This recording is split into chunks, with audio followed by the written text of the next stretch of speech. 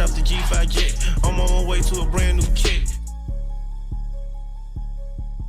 Welcome back, eSIMstudios podcast, live stream, whatever you want to call it. We are back on a Tuesday?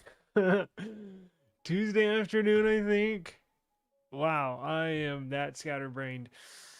Tuesday afternoon, welcome back. March the 3rd, 2026. Got some big news. Gonna be a quick show, right? I gotta run the house. I gotta leave the house. So, but I wanted to get this in. Got some important information to go over. What's going on, brother? Want to make sure everybody's got all this information moving forward.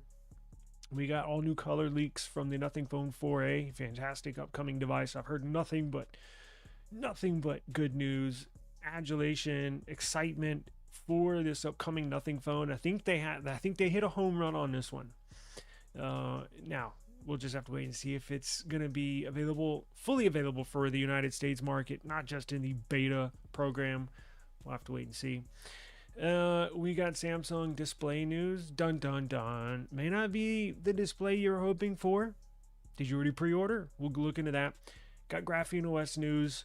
It will be released. They finally found a partner. Well, I guess they found one, but they at least announced it. We got some more information on the upcoming GrapheneOS phone. And then the MOTO Razr Fold. Looks to be a pretty badass device. Now, I got some other stuff I can't get to today. We'll probably get to tomorrow. But let's jump right into it. So, let's start off with what's the big topic for the day? The S26 Ultra? Yeah, how did I know? Well, let's go ahead and look into that because it kind of sucks depending on what you're expecting out of this device, all right? We anticipated Samsung to bring forward their biggest, best display when it comes to their own phones. Now, they've been rocking a 2-year-old display on their on the S25 Ultra, and then a 1-year-old display on the S24 Ultra.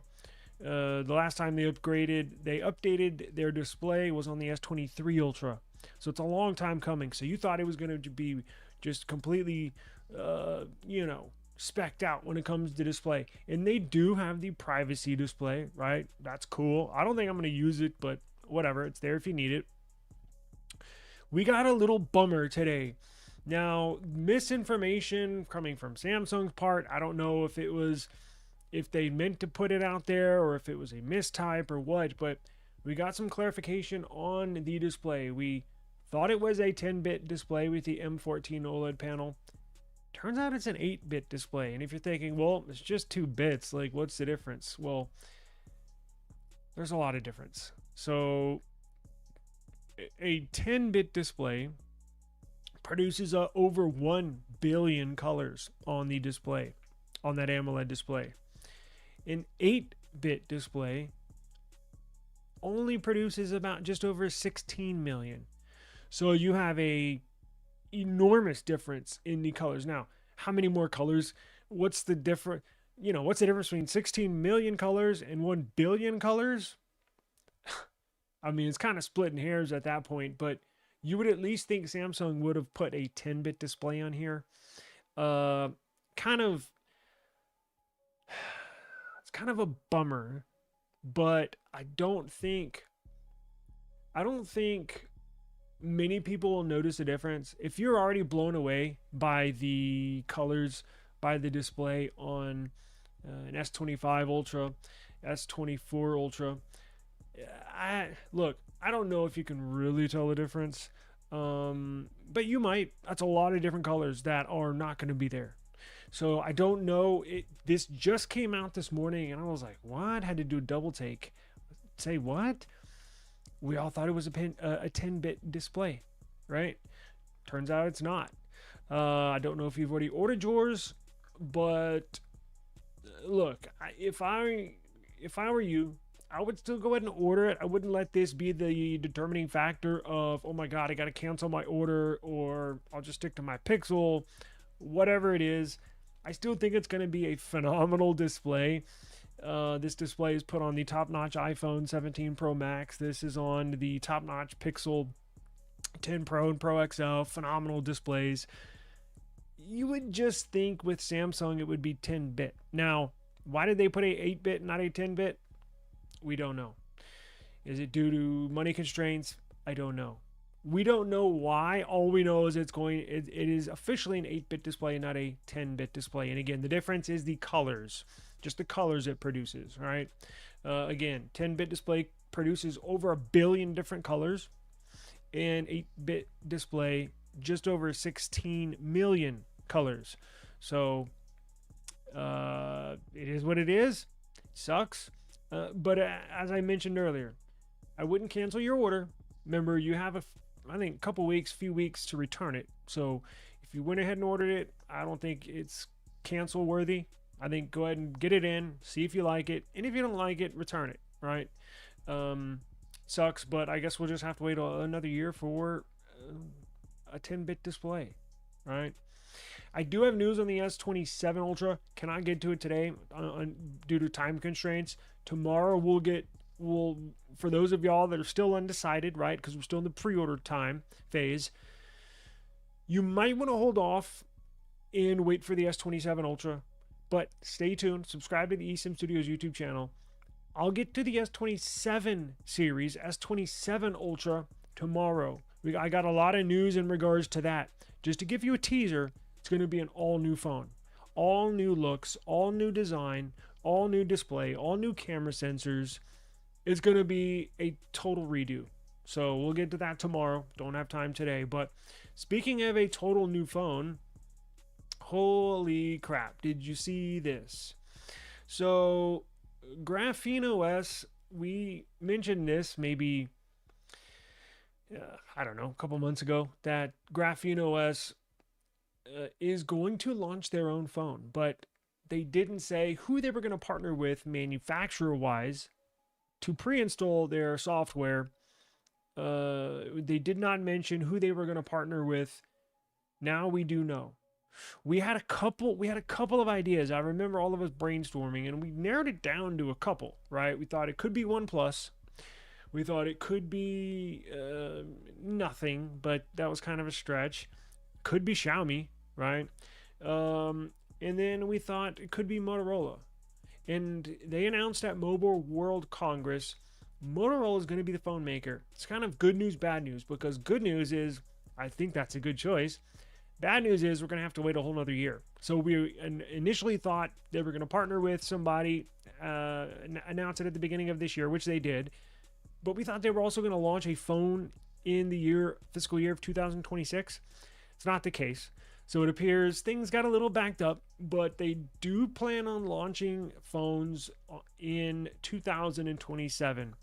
When you make a big announcement, a big life-changing decision for your business like this, I'm sure there's some legal stuff they have to work out. They've already signed the deal, so it's going to be Motorola. It's going to come. You're going to buy this phone, and it's going to come from Motorola to you with GrapheneOS pre-installed. Now, I'm assuming they're going to open it up for the entire world, because you know how Motorola is pretty sensitive as far as what phones they sell in what markets, like the Signature. Officially, it's not in the U.S., but I think the GrapheneOS phone, and we don't know what it's going to be called. Is it going to be the Motorola Graphene? Maybe. We just don't know, right? I don't think those details are hammered out just quite yet. But they needed a partner, a manufacturing partner, a current manufacturer that sells Android devices, because they need access to the AOSP code. They needed access to the source code of Android because Google was cutting them off from the source code. And they needed a official partner to get that source code so they can release current and future versions of their GrapheneOS with all these safety features and security features baked into that AOSP source code. So very excited for this. It should have flagship specs. I'm sure it'll have flagship cameras. This is not going to be a budget phone. This will be probably $799, $899 brand new. So it'll be a flagship device. It'll just be very secure, very private. And Motorola did mention they look forward to implementing some of the GrapheneOS features into their stock Motorola phones, and vice versa. Graphene was going to learn and implement some of Motorola stuff into this phone. So you'll see a little hint of Motorola flavor inside this GrapheneOS phone, this new phone. And then Motorola is going to take some GrapheneOS privacy features and disperse it in their current models for future releases. So this is a good match. This is a good pairing. Motorola is basically stock Android anyways, and that's why we thought it might be Google, Motorola, because GrapheneOS basically right now you got to only install it on a Pixel, right? Kind of like stock Android. Well, what's the next closest device manufacturer that releases basically stock Android skin and firmware? Well, it's Motorola. If you've ever used a Motorola phone lately, pretty damn close to a Pixel. So that's why I was like, well, probably going to be Motorola because software wise it's the closest thing to a Pixel minus the updates, right? Well, GrapheneOS is going to change all that, and you'll get monthly updates. You'll get the most secure private phone in the world, and I cannot wait for this to get released. So stay tuned to the channel. I got more information as it rolls in. They just announced it, but more information will get released as time goes on. I'll make sure to have everything here for you when we can expect the launch, how much it's going to be, where you can buy it. Stay tuned. I'm planning on getting one of these, so if you're interested, make sure you subscribe to the channel. Now, Nothing phone. I teased this earlier. Look how beautiful this thing is. This, for whatever reason, I thought the 2A was a classic looking phone. I thought the 3A took a little time to get used to, but I thought the 3A is probably one of the better looking phones I've ever seen. This tops all of those. I don't know what they did, and apparently it looks pretty similar to the 3A. The 4A looks fantastic. I think this has a chance. Every year they have a Design of the Year award. Nothing actually won it. I think for the Phone 2, I think they won Design of the Year. I think they're going to win Design of the Year for this.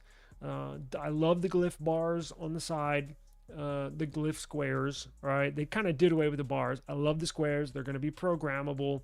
It should have a powerful, yet I say that with quotations, powerful. It'll be powerful enough to do whatever you need with Snapdragon 7S Gen 4.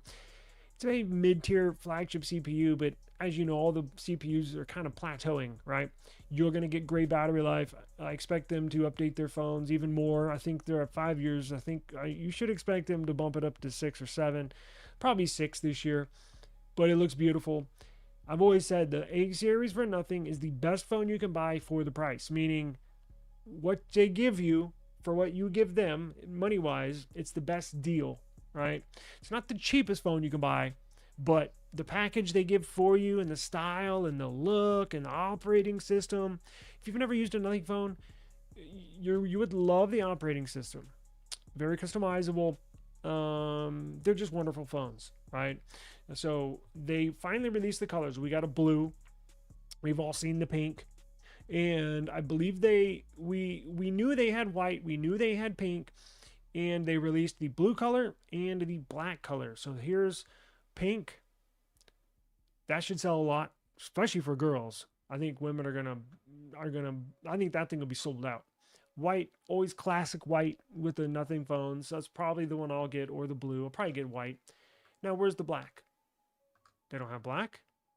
Well, if you've seen a black Nothing phone 3A, it looks similar to this. It's just black, right? So they released black, white, pink, and blue. Blue's going to be badass. I think the white's going to be the number one seller, but I think pink might give it a run for its money. I know many guys are not going to buy it, but I think women are going to love this thing. So maybe a gift for your wife, for your girlfriend, for your daughter. Dude, for $400, you can't freaking beat it. Seriously. It's like a third of the price of an S26 Ultra. And let's face it, like, are there differences? Of course. But the fun factor of using this thing, and they put a periscope sensor in this one this year in the base A series. Dude, it's a no-brainer. It's an absolute no-brainer. So we're going to be covering this. They're going to launch this on March the 5th. I'm going to cover this. I don't know when they're going to go live. Nothing's pretty good with not like I can simulcast their live and not get copyright strike. They're down with the cause, right? They're not petty like Apple is. We're gonna cover all this, so I cannot wait for this phone. Stay tuned to the channel. Now, what do we got up? What's the last thing? Did I talk about this Moto Razr? Moto Razr Fold shaping up to be a pure flagship. So this looks like a pretty good deal. This looks like the best foldable out of all of them. And I know you're going to say, well, hold up. There's some decent foldables out here. There's the Z Fold 7. There's the Oppo Find N6, I think. And there's some other Chinese foldables. This one looks like it's going to be the best. It's going to have the very best sensors on there. So it's going to have the same sensors as the Motorola Signature, front and back. So it's going to have those phenomenal sensors. It's going to have a brand new Gorilla Glass that's not even on the S26 Ultra. That's right. It's going to have indestructible glass on the front. Now, this indestructible glass is said to essentially not break within 3 years. Like, there's going to be a 3-year warranty on the glass on the front. So I don't know how they plan on doing that, but it looks freaking cool. It's going to have stylist support. Eat your heart out. Samsung Z Fold 7. Yes, you'll be able to use a stylist on here. It's going to be almost as thin. But who wants to use a foldable without a stylist? Nobody. Like, that's why I don't have a Z Fold 7, because they did away with the stylist support. It's going to be awesome. This is going to get monthly updates for 7 years, just like the Signature. They're treating this just like the Signature. Monthly updates, 7 years, full flagship. Well, it's going to have 16 gigs of RAM. It's going to start off at 256 storage, and I think go up to 1 terabyte. It's going to have the Snapdragon 8 Gen 5, not the Elite, but it's going to have the 8 Gen 5, which is completely fine, suitable for 99.9% of people. You almost don't even need the Elite, to be completely honest with you. You get better battery life with the 8 Gen 5. You get less thermals with the 8 Gen 5. And it's just as strong as last year's Snapdragon 8 Elite chipset, right? So this is phenomenal. Now, it's going to have a 6,000 milliamp hour silicon carbon battery. It's going to be IP48, IP49. It's going to have the 50 megapixel sensors, Sony Leica sensors. It's going to have 80 watt wired charging, 50 watt wireless charging, and you get the classic Motorola Signature look on the back, that same felt fabric material on the back. 7 years of updates, monthly updates. Motorola's knocking it out of the park with these devices, and now that we know that they're teaming up with GrapheneOS to put out the most secure, most private smartphone in the history of the world, Motorola's on the right track, right? They're doing the right things moving forward. We just need them to start updating their budget phones monthly. I think that's probably one of the last steps for Motorola, is stepping their game up when it comes to the budget devices, right? Because look, people that buy flagship phones, of course they expect monthly updates, or else we wouldn't buy them. But so do people that can't afford a flagship. It's not fair to just give monthly updates to the flagship devices that are $1,000 and over. That's not fair. Nothing, who we just talked about, they push monthly updates to their $400 phones. The CMF Phone 2 Pro, the $300 phone, to the $249 phone gets monthly updates. So come on, Motorola, that's the last step we need you to take before we fully embrace you back in this Android family, is you gotta update each and every device from your flagships down to your budgets, right? We'll start taking you serious then. So well, I'm taking you serious now, but to fully embrace you, you got to update everything. So I think that's the last step. I think somebody inside Motorola, they're getting the point that, you know, they're pushing the that narrative that updates are important. So I expect Motorola to start updating their phones, hopefully budget phones and all, every month moving forward. So that's all I got for you. I got to run. I do appreciate the time. Subscribe to the channel. Remember, tomorrow we're going to get into the S27 series, specifically S27 Ultra. I wanted to knock that out before this pre-order date is up, because if you are not going to update this year, I know that's a big decision. They're not cheap. It's like, damn, should I upgrade this year? Or should I hold out and wait till next year? Well, we will give you the information you're going to need to know for next year, so you can make that decision. Should you hold on to your device one more year and wait for the S27 Ultra, or should you just go ahead and bite the bullet and get the S26 Ultra? You might want to hold out, and I'm going to leave it there. I'm going to tease you. Check us out tomorrow. You're not going to want to miss what Samsung is changing on their flagship device this time next year. Peace.